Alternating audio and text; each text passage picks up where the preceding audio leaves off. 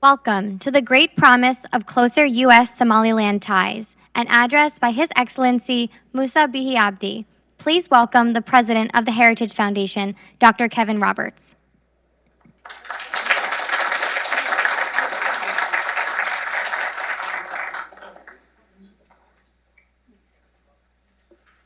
Good morning.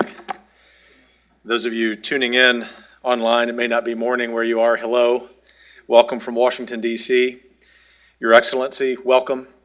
And to all of you here in person, what a great day for this country, for the Heritage Foundation, and for the wonderful Republic of Somaliland. Before we begin, I would be remiss if I didn't mention the people of Ukraine, who, as we speak, are battling for freedom, and for many of them, their very lives. May we pray that that conflict ends soon, with Ukraine whole and free. Our hearts and prayers are with them. I also mention Ukraine because it's relevant to our discussion today. In case anyone has missed the last 4,000 years of history, or just the last couple of weeks, I want you to know that the world is indeed a dangerous place. For as much as we are blessed to have peaceful neighbors and oceans to our east and west here in the United States, we can't ever be complacent about our security. That's one of the reasons why it's so important for the U.S. to develop strategic and amicable partnerships, especially with those like our esteemed Somalilander guests here today. Since I'm an educator at heart, I must first walk us through some relevant history. But as I promised my new friend, His Excellency, President Abdi, I'll be brief. Somaliland's independence is not currently acknowledged by any country in the world, including the United States. This wasn't always the case, though. Somaliland was briefly independent in 1960 before joining the rest of Somalia. That union was ultimately rejected by the Somaliland people, but not before it was too late. The world had decided that Somaliland was indistinguishable from Somalia, no matter how Somalilanders felt. In the 1980s, rebellions against the brutal dictator in power broke out against Somalia, including in Somaliland. Somalia's armed forces devastated Somaliland during the fighting, practically flattening its capital city. It may, in fact, have been the only conflict in history that featured aircraft taking off from a runway in the same city they then attacked with bombs. That was just one of the cruelties of that war. In 1991, the dictatorship collapsed, but the fighting continued throughout Somalia, dragging it into failed state status for 2 decades. We're probably all familiar with the Battle of Mogadishu, better known in the U.S. as the Black Hawk Down incident. Those awful events took place in 1993 during the period I'm describing. We might also be aware that an al-Qaeda affiliate, al-Shabaab, began conquering swaths of southern Somalia in the 2000s. This group, which is still powerful, had links to some of the men who perpetrated the 1998 bombings of the U.S. embassies in Kenya and Tanzania. I'm recounting all this because it highlights how remarkable Somaliland's experience has been. It was and is the exception to Somalia's turmoil. After 1991, it redeclared independence and created a functioning state with its own army, passport, currency, foreign policy, and very importantly, free elections. Foreigners can walk around Hargeisa without security, and ISIS and al-Qaeda have virtually no presence there. It's hard not to admire building a viable state amid such difficult circumstances. How Somalilanders have achieved all this is equally commendable. They had a powerful claim for international sympathy after the devastation they suffered during the war, but they didn't wait for help from anyone else. If they had, they'd still be waiting today. No, they went instead about the business of building their country largely on their own. The clans that had been on opposite sides of the fighting reconciled, and in the process, created one of the few examples of a successful indigenous peace process. They committed to building something that was peaceful, democratic, and workable. This brings me back to why I think the U.S. and Somaliland should be strong partners. First, this territory of its own accord has stuck with the democratic system and process for 3 decades. It hasn't been perfect, just like no democratic system is perfect. But the old saying is that character is how you behave when no one is watching. Well, Somaliland has stayed faithful to democracy when hardly anyone was noticing. This is proof of genuine belief. Second, let's envision where Somaliland sits. The Bab el-Mandeb Strait, a shipping choke point that carries much of the trade between Europe and Asia, is about 70 miles away. Yemen, where American allies are fighting Iranian-backed militias and al-Qaeda, is just across the Gulf of Aden. Somaliland shares a border with Ethiopia, Africa's second most populous country, and in normal times, a landlocked economic dynamo. Somaliland's recently renovated Berbera port has great potential for boosting the economy of Ethiopia and its neighbors in East Africa. Right next door to Somaliland is Djibouti, which hosts a number of foreign military bases, including China's most prominent military footprint on the continent. To the west, and also in a commanding position on the Bab el-Mandeb, is Eritrea. In January, Chinese Foreign Minister Wang Yi visited Eritrea and announced a strategic partnership with that country. We need to be clear-eyed about the competition we're in with the Chinese Communist Party. The Chinese Communist Party is America's single most formidable opponent and is devoted to advocating for autocracies like itself and Russia by violating the peace and prosperity of nations that refuse to kowtow to it. America must meet this challenge with resolve. That would include a close relationship with Somaliland, given its strategic position, its pro-American orientation, and that almost alone in Africa, it's been immune to Beijing's overtures and threats. In fact, Somaliland has established ties with our Taiwanese friends, another unrecognized democracy that the United States should support. Those of you familiar with East Africa know it is a tough neighborhood.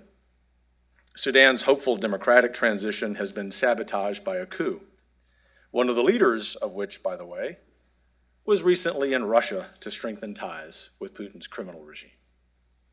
Ethiopia is caught in a terrible civil war that we also pray will end soon. Eritrea is an international pariah and one of 5 countries that just voted against a UN resolution condemning Russia's invasion of Ukraine. Southern Somalia is paralyzed by political battles, and al-Shabaab is still strong. Amid all this volatility, Somaliland has enjoyed relative calm, providing evidence that there is, in fact, fertile ground for a truly sustainable partnership.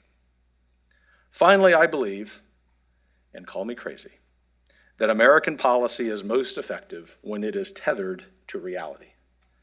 We will see few gains in East Africa if our policy there does not account for the on-the-ground truth that Somaliland has been functionally independent for decades. Count on the Heritage Foundation for always trumpeting that fact. So let's upgrade our policy. The United States of America should strengthen its position in a precarious and important part of the world. It should do the justice of honoring the consistent aspirations of millions of Somalilanders to rule themselves. And America should proudly be the first state to recognize Somaliland as an independent nation.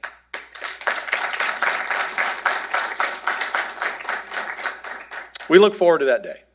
In the meantime, it is my honor to introduce His Excellency, the President of Somaliland, Muse Bihi Abdi. Sir.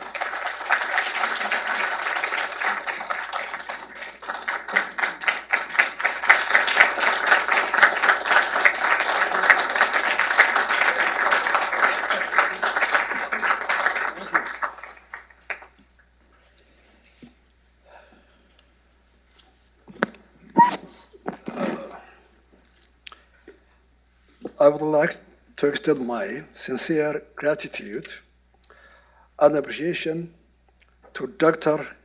Kevin Robert, President of the Heritage Foundation, for inviting me to give the address today.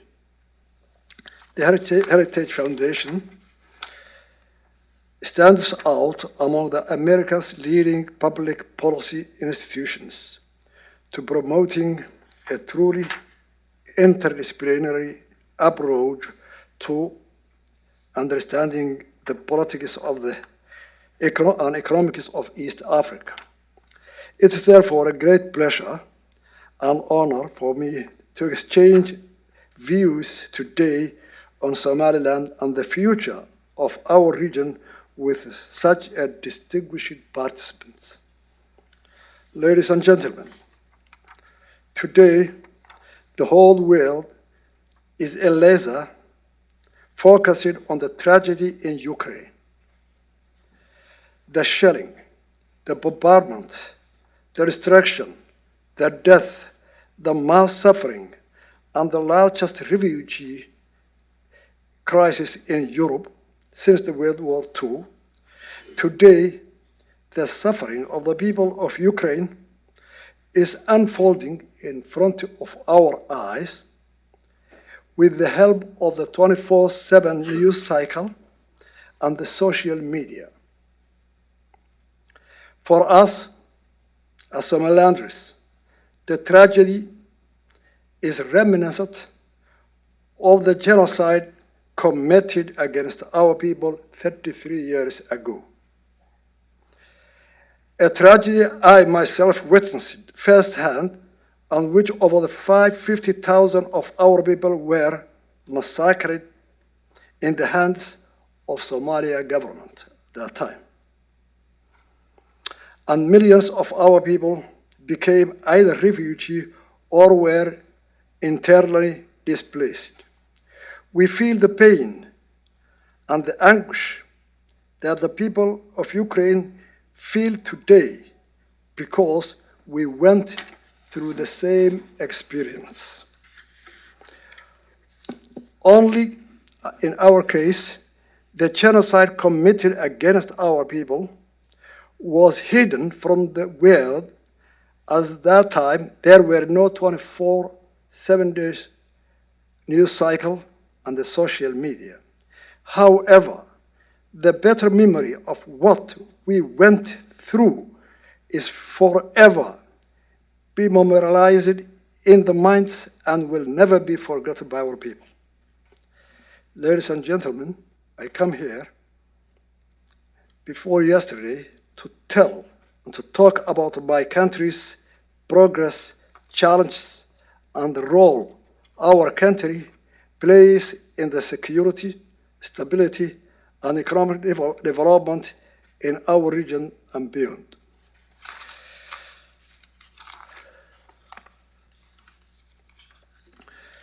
Somaliland, geopolitical significance, and shared interest with the like-minded countries. First, the security situation in Somalia has deteriorated dramatically, proving a re-evaluation of the political consideration that embedded more direct engagement between the US and Somaliland. As you will recall, the United States re-established diplomatic ties with Somalia in 2013, guided by a vision of an empowered central government in Mogadishu that could build domestic unity among the disparate clans, degrade and defeat extremism, and protect its people and the neighbors from the scourge of terrorism and instability. That vision was unlikely not realized. Today, even the most committed empowering the Mogadishu regime have lost faith in that project. Time and time again, Mogadishu's partners have expended financial resources, diplomatic resources, and military resources with a little show to be with their effort. Regrettably, after nearly a decade of good intentions by Mogadishu partners and considerable US and international assistance, the Somalia government lacks legitimacy and struggles to exercise its authority beyond Villa Somalia. It remains the source of instability in our fragile region. Secondly, the major development in the Horn of Africa has become a region of heightened strategic importance. In a difficult neighborhood, Somaliland's stability and reliability is increasingly recognized as an asset to the advancing the interest of countries with which we share the same values. In recent years, the stability of the Horn of Africa has been challenged by conflicts in the region, as well as the constantly evolving operations of terrorist groups. Instability and food insecurity is further exacerbated by the drought, desertification, locust swarms, and climate change effects. Simultaneously, the Bab-el-Mandeb Strait has emerged as a vital strategic link in maritime trade routes connecting the Atlantic Ocean and Mediterranean Sea to the Indian Ocean. Significantly, portion of the world's oil passes through Bab-el-Mandeb, as well as considerable trade between Europe and Asia. Its importance is reflected in the expansion of foreign military bases and build-up of naval forces in the Red Sea, as well as enhanced international cooperation to fight piracy and ensure maritime security. Great powers competition in Africa will continue for the foreseeable future. In this environment, the United States should make clear its support for governments that embrace democratic governance and stability in the midst of threats, instability, and external pressures. Major developments: Somaliland emerges as a trade and shipping hub. The modernization of Berbera Port, the opening of a new international airport, and construction of commercial corridors to inland neighbors and connecting the Horn of Africa to global trade routes, serving as an linchpin for renewed economic development in East Africa. Last June, our government and DP World of the Emirates inaugurated a new container terminal at Berbera Airport, marking the completion of the first phase of a significant port expansion project. This was followed in October with DP World and Britain's Development Finance Agency announcing plans to jointly invest a significant amount of money in logistics infrastructure in Africa, sharing with further modernization of Berbera Port.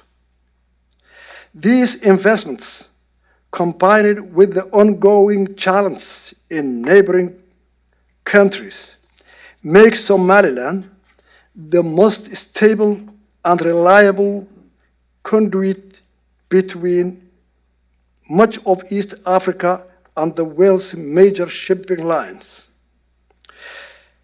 Taken together, these three developments, the challenges the international community confronts in the Horn of Africa is increasingly strategic importance, and Berbera's potential to create a new economic engine for the region means that Somaliland is poised to become a key player in global security and economy.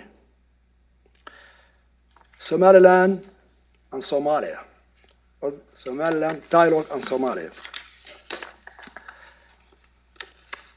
The Somaliland-Somalia dialogue started with the London Conference of 23 February in 2012. Article 6 of the London Conference stated that the conference recognized the need for international community to support any dialogue that Somaliland and TFG, Transitional Federal Government, or its replacement, may agree to establish to clarify their future relations. The key point here is to clarify the future relations between the two countries. Therefore, in order to clarify the future relations between the two countries, the core issue of the dispute, namely the status of Somaliland, would have been addressed and resolved. Despite 9 rounds of talks between 2012 and 2022, the expected outcome of the talks resolving the one issue of the dispute, the status of Somaliland, never materialized, as there were no political breakthrough. The limited agreements made on the peripheral political breakthrough, the limited agreements made on the peripheral technical issues were never implemented, as Somalia reneglected on all the agreements. During these 10 years, Somalia has demonstrated a complete lack of interest in meaningful dialogue. In fact, Somalia has used the dialogue to pursue policies aimed at weakening Somaliland's independence and its stability to develop, including weaponizing international aid and economic development. Given that there has been no progress over the last 10 years since the dialogue between Somaliland and Somalia started, Somaliland believes that the dialogue had failed to achieve its objective. The reasons for failure lies entirely with Somalia. Efforts to undermine the dialogue process as demonstrated by its harmful actions. Willful disregard to the agreements we have agreed. Given that dialogue is not an option for Somalia, as demonstrated by its conduct, bad faith, and continuous sabotage of the dialogue. Somaliland believes that it's unfair to Somaliland to be beholden to dialogue process that has failed to achieve its objectives and has no hope of succeeding. It is that difficult to imagine that what has not been achieved in 10 years can be achieved in 1 or 2 years. Somaliland believes that there is no future in the continuation of that dialogue with Somalia and is prepared to pursue all available avenues for its international recognition. Given above, Somaliland believes that the international community has a moral obligation to support Somaliland's pursuit of international recognition. The merits and promise of closer U.S.-Somaliland collaboration. In fact, this chapter has already begun. From regional security to democracy promotion to economic development, the objectives and values sought by the United States align entirely with Somaliland's vision. Recent months have seen an increase in an engagement and collaboration, including productive visits by Somaliland Foreign Affairs to Washington, and the recent visit to Hargeisa by a delegation of senior U.S. congressional staff, a historic first for Somaliland. I am very heartened.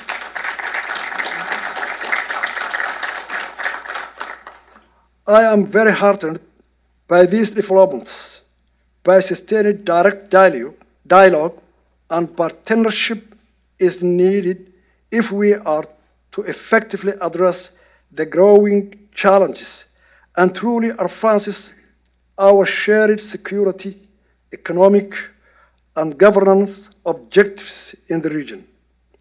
An important foundational element of this partnership is the establishment of the Parliament U.S. diplomatic presence in Hargeisa. To establish of a permanent U.S. diplomatic presence in Hargeisa. Several nations, including Ethiopia, United Kingdom, Denmark, Kenya, Taiwan,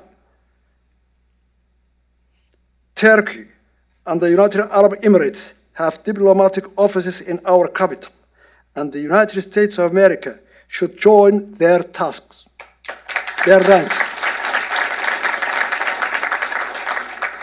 With this presence and regular visits by senior U.S. officials, we will be able to cooperate more closely in a number of key issues and key areas.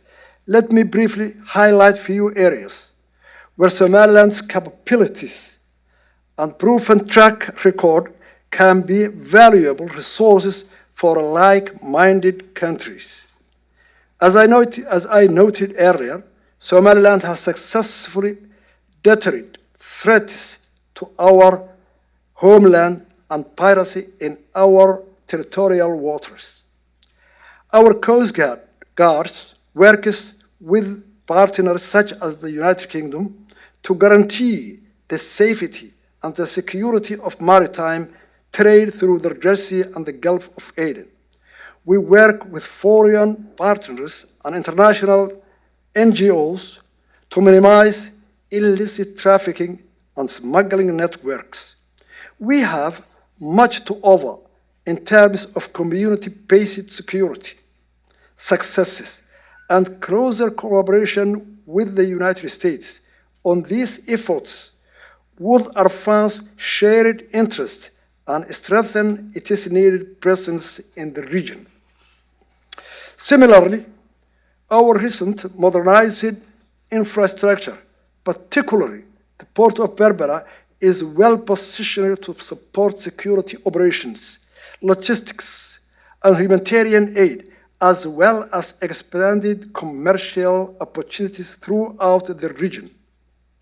We appreciate U.S. government's interest in Berbera and hope discussions will continue to explore utilization and further development of what could be a vital gateway for trade, investment, and security cooperation between the two countries.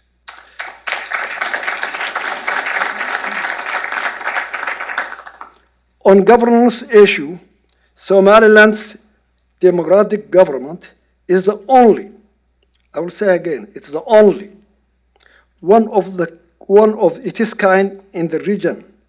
It serves as a beacon for our neighbors and others whose citizens seek opportunities to engage in democratic process.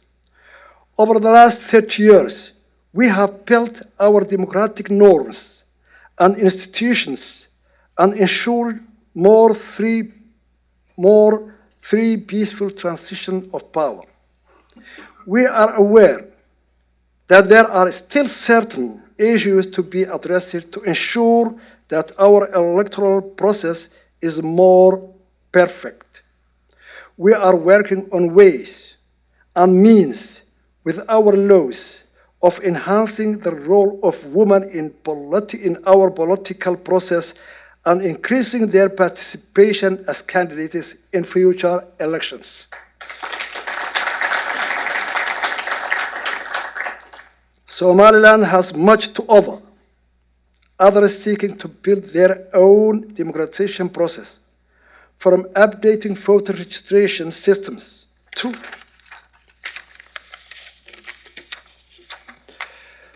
to ensuring the objectivity of national election authorities, and from managing polling stations to facilitating the work of independent election monitors.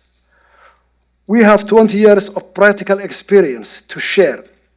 We would welcome greater partnership with the United States government and civil society organizations to advance democratic norms in our region and elsewhere, and to further improve our democratic institutions.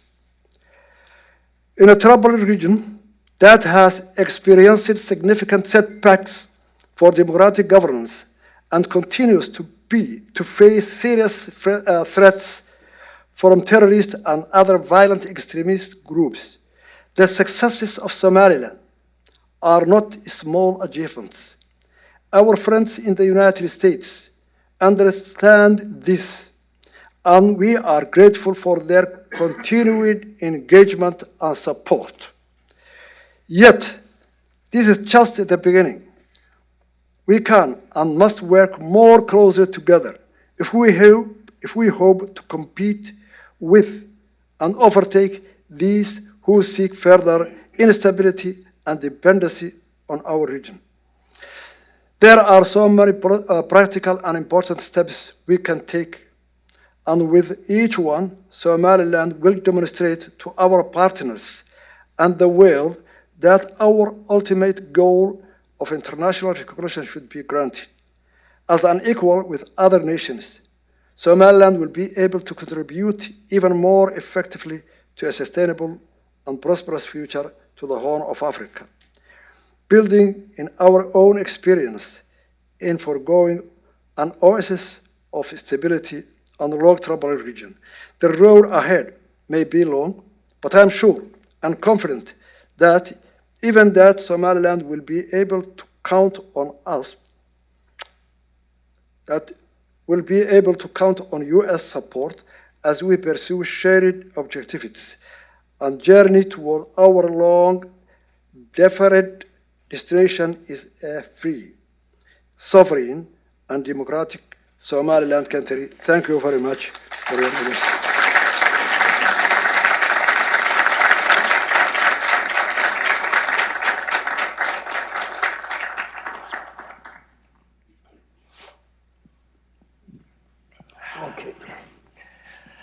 Well, Your Excellency, thank you very much for those comments and for joining us here today. It really is a privilege and an honor to have you. Just a few questions from me. I'll have to choose wisely among this long list that I have, but we don't have time for all of them. But you mentioned China briefly in your remarks, and of course, Dr. Roberts mentioned China as well. There have been rumors about Chinese delegations visiting Hargeisa. Can you give us any insight into those conversations and what Beijing is saying to you? As you know, the Horn of Africa region today, all the superpowers or the developed countries or the G7 countries, they are competing on the Horn of Africa.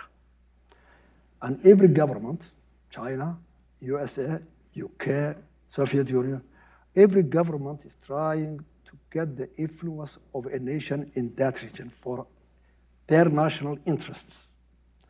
So China is one of these countries who are always competing, especially with the United States on the Horn of Africa. So yes, their delegation has come to Somaliland, and we discuss our interests and their interests. But most of the time, now we have, different opinions, conflict, because the issue of Taiwan. The Chinese are very upset that Somaliland has made relations, economical relations, and opened a trade office representative from Taiwan in our capital. But Somaliland is an independent country. We are not economically strong. We are not militarily strong. We are poor, but we are very proud. And we do our decisions by our own. No one can influence us.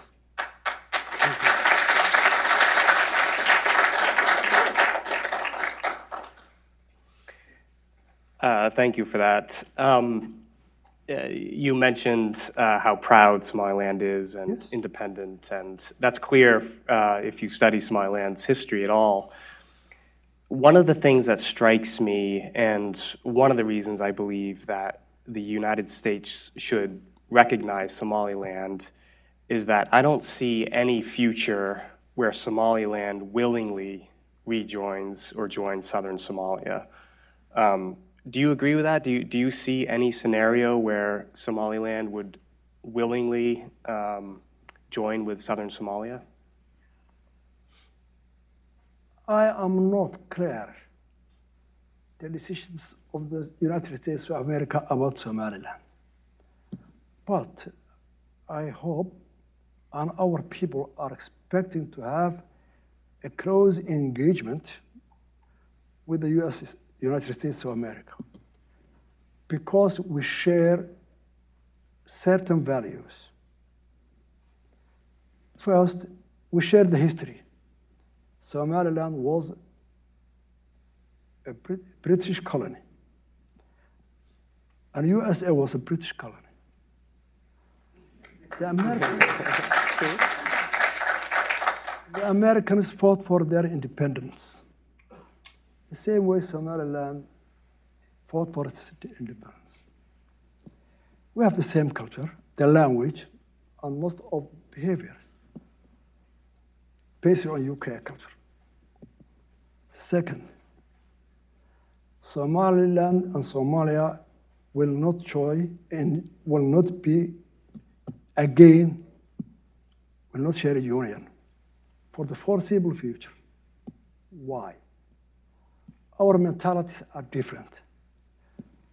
Somali, those who are in Mogadishu since 1960 and today, 30 years we were in union. That 30 years was very difficult, both of us. There was infighting inside the country. Rejection of the Constitution, 1960. An unsuccessful coup in 1961.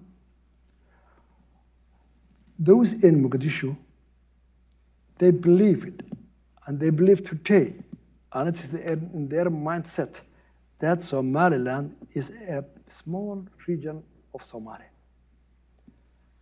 They neglect the history that we were two independent countries that joined voluntarily. But most of the people in Mogadishu, they don't believe that. Why? In 1991, Somali Republic failed. It was a government composed of two different states, united voluntarily. But the United International Community, the US was leading. In 2003, they recognized part of the Union as an independent. So why do they recognize Somaliland? Why do they accept? Because most of the international community, the European countries, EU, and the Americans, who are the leaders of democracy in this globe, are supporting Mogadishu, which is based the whole Shabab, terrorist, and failed leaders to their people, to protect their people. So why do they? And why do we accept to be part of them?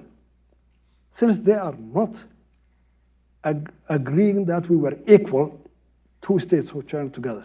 And now we have been succeeding. Each one on this way, own way. 30 years in union, 33 years without union. So, no way Somaliland will accept to have a union with Somalia.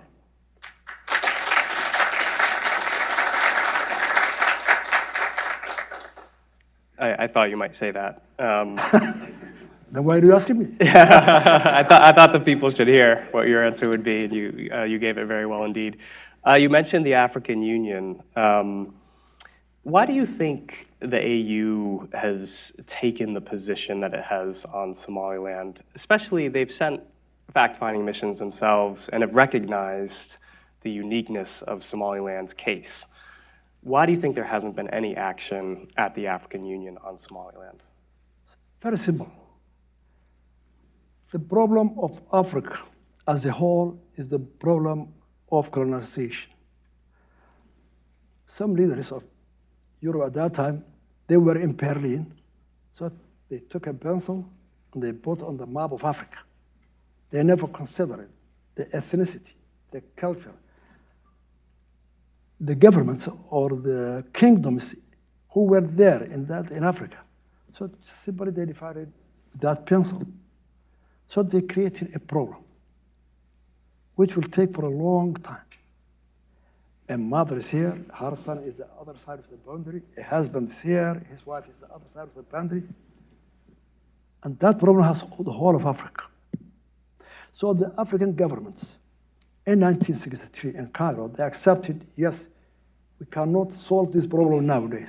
So let the boundaries be as they were from the colonization. So that's why Africa still is in a confusion. See Congo. Every other country. A lot of nations, different languages, different countries, different governments, kingdoms, slammed together by a pencil line. So African leaders, wherever they are afraid that if they accept Somaliland, there may be other countries who will follow that way. But they are wrong. And their commission stated that Somaliland is not a country which is succeeding from another country. Somaliland is within that chapter of OAU. The boundaries should be the colonial boundaries. Somaliland is the colonial boundaries. They see that. But some of them are manipulating that. We are afraid of that because there is a crisis in every country. See, Kenya, maybe 80 nations, country language. Ethiopia, Nigeria, Congo, and so forth. But the Commission, 2005, the African Union sent to Somaliland, to Hargeisa, they concluded their report. The recognition Somaliland is seeking historically and politically is justifiable. That was the conclusion of the. So we need the support of the international community to fulfill that report, the African Union. That's why we came here, to tell the UN.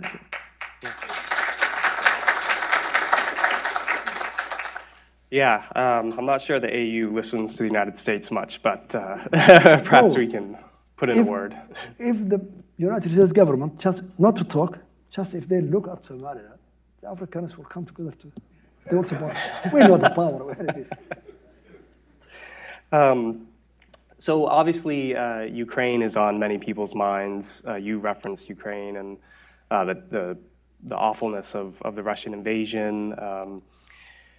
One argument that I've seen made is that the Russian invasion of Ukraine shows that Somaliland should remain part of Somalia because you don't want to violate borders. I personally disagree with that argument, and I assume you do as well. Can you explain to us why the Ukraine situation is different from the Somaliland situation? I think it's clear. Historical.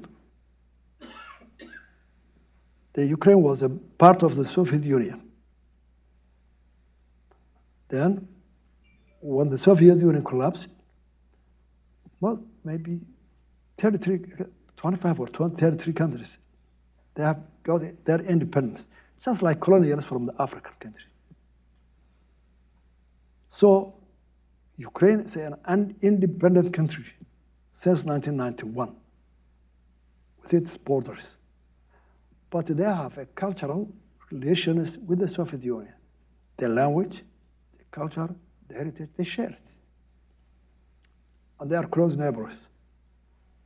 But they are an independent country. Why Russia is invading Ukraine, I don't know. You know me better. That the Americans and Europeans are opposing that. The Russians are invading. That policy, I don't know. Let it be there. I will not go to that. But we are different from that. It's a clear. We were two different states. We have been recognized by 26 countries, including the United States of America. Then we voluntarily united. And now each one is going on its way when it's fair. So I think we are different, Ukraine and so on. But we share the anguish, the death, the refugee, the bombardment. We share all this.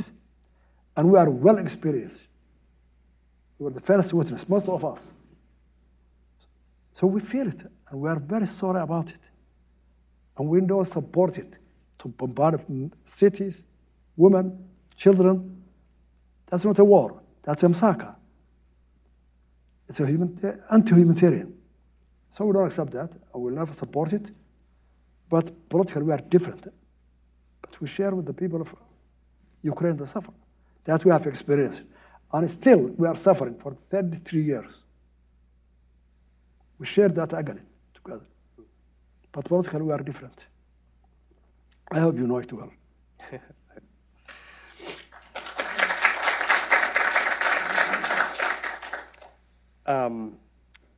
Every democracy and country has its problems and its challenges. What would you identify as the most pressing challenge or problem that Somaliland has today with both its democracy, but also more generally?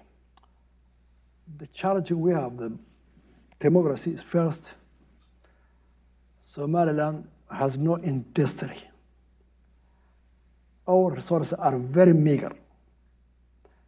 So, a poor people to fulfill democracy is very difficult. When the person have no water to drink, no food, no shelter, most of youth are employed. Over 70% of our people are unemployed. And for the last 30 years, we have made 8 elections, 3 presidential elections, transfer of power of the president peacefully, just imitating rich countries like UK, United States, who established it 300, 400 years ago. We imitated them. But we have a difficulty. And no progress in our economy. No progress in our recognition. No progress of the countries who are persuading us that democracy is the only viable government that can bring progress to the people. And still, no touchable results from our elections. So you can guess the challenge. Why a guy, a boy or a girl, started to vote when she was 18? 3 consecutive presidential elections, 15 years. Now she's 33, he's 33, married with his children, unemployed, have no good school for his children, has no health care. Why does he support democracy? Guess that. Just because the United Kingdom, the Americans, the progressive people have tried it. Let's go that path. It's a challenge to us. They need to support those who share our values. So to understand and to get product from the elections and democracy. So we have the challenge we have is the poverty, number 1. Security. All our Horn of Africa, most of the countries are unstable. There are terrorists, Shabab, ICS, in Mogadishu, and in other regions of Somalia. So all our efforts, all our migrant resource is under the category of what we call security department. 33% of our budget is allocated for the security departments, just to defend Al-Shabaab and ICS from the country. So, yes, democracy, we believe it. Our youth believe it. We have been socialists for the last 30 years. We saw what it is. We're friends of the Soviet Union. I was trained in Soviet Union. This guy is from Odessa, 4 years. So we have tasted what socialism is, what communism is. We refused it, we rejected it. So we took the path of democracy. Social, what we call free media, free market also. But we need the production of democracy. Our people, they need it. Not rhetoric, democracy, the best way, but we need the products. And we will get that the support of the US people, not the government. US people to understand that, to support and cooperate with the people who share them with their values, humanitarian, free market, free media, and democracy. So we are struggling with it, how to promote it.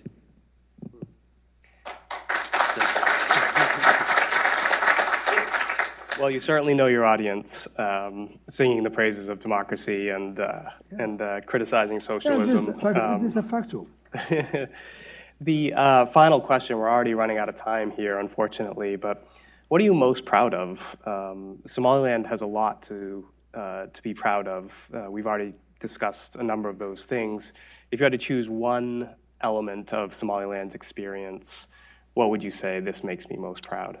I am proud of the Somaliland people, how they are resilient. They are the only one, maybe in Africa or in East Africa, that their government have collapsed.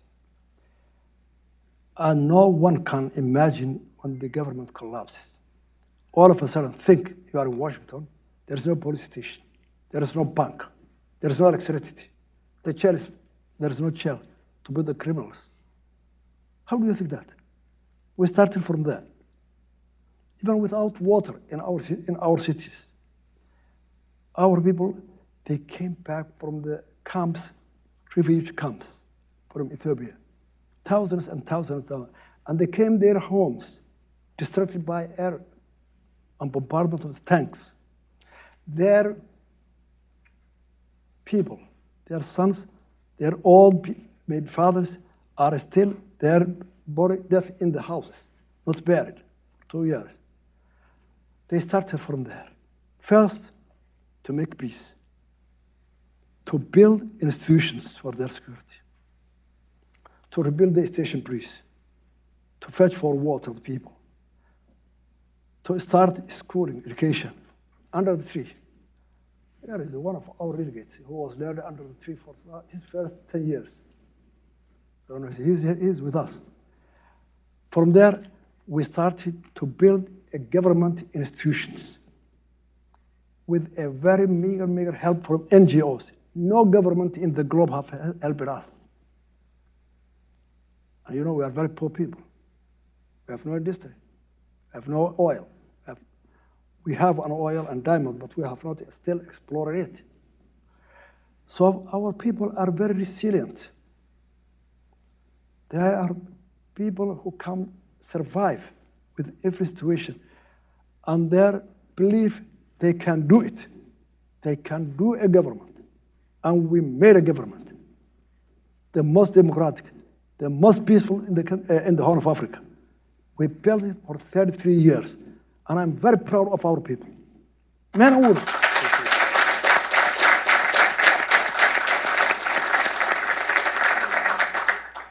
Well, yeah, you should be proud. It's one of the things that I so admire about Somaliland is what they've created from extraordinarily difficult circumstances. We're out of time, unfortunately, but Your Excellency, we're so grateful that you came here to talk with us. We look forward, hopefully, to hosting you again in the future. Please think of us as friends, and we'll certainly be doing what we can to make American policy a little more rational and a little more beneficial for both our countries with regards to Somaliland. So thank you again. Thank you.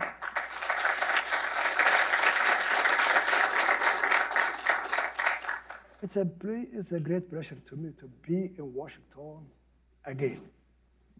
I lived there. I think you were not born at that time. 1981 to 83, I was in the Embassy of Somalia in Watergate office. for 3 years in Washington. I lived 2 years in Virginia, Fort Lee Military Academy. And I was about 8 months in Colombia, Dayton, Wilbraham Air Base, to be trained as a procurement officer who will deal with. I was one of the first delegation of Somali military officers to enter the Pentagon, 1983. The first delegation. The Vice Minister, the Minister of Defense at that time from Mogadishu. So it's a great pleasure to be back in Washington, in America, to see how they changed it, the progress you made, but still the Capitol Hill and the mall are the same as they were. Well, thank you again, Your Excellency. Yeah. Good time for me to be there, 1 week to go. I have no time to go around to my school in Fort Lee or higher Dayton, or to my house in Duke Street. My good friend, the restaurant, who helped me at that time. I have no time to go around there. But it's a great pleasure to be back here again. Thank you very much. Thank you. Thank you.